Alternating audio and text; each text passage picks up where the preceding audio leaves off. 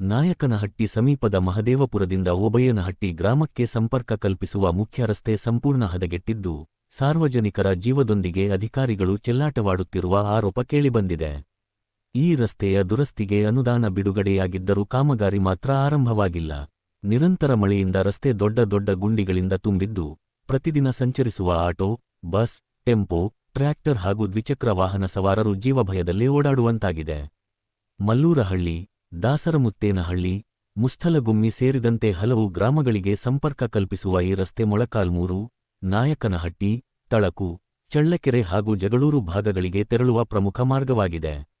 ಶಾಲೆ ಕಾಲೇಜು ವಿದ್ಯಾರ್ಥಿಗಳು, ಕೂಲಿ ಕಾರ್ಮಿಕರು, ರೈತರು ಮತ್ತು ಸಾರ್ವಜನಿಕರು ಇದೇ ರಸ್ತೆಯನ್ನು ಅವಲಂಬಿಸಿದ್ದು, ಅನೇಕ ಬಾರಿ ವಾಹನಗಳು ಗುಂಡಿಗಳಿಗೆ ಸಿಲುಕಿ ಅಪಘಾತದ ಪರಿಸ್ಥಿತಿ ನಿರ್ಮಾಣವಾಗಿದೆ.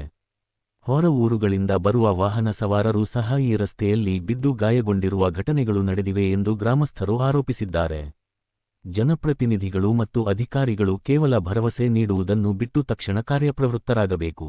ಸ್ಥಳೀಯ ಶಾಸಕರು, ಸಂಸದರು ಹಾಗೂ ಸಂಬಂಧಪಟ್ಟ ಇಲಾಖೆಯ ಅಧಿಕಾರಿಗಳು ಕೂಡಲೇ ರಸ್ತೆ ದುರಸ್ತಿ ಕಾಮಗಾರಿ ಆರಂಭಿಸಿ ಸಾರ್ವಜನಿಕರ ಸುರಕ್ಷಿತ ಸಂಚಾರಕ್ಕೆ ಅವಕಾಶ ಕಲ್ಪಿಸಬೇಕು ಎಂದು ಗ್ರಾಮಸ್ಥರು ಆಕ್ರೋಶ ವ್ಯಕ್ತಪಡಿಸಿದ್ದಾರೆ.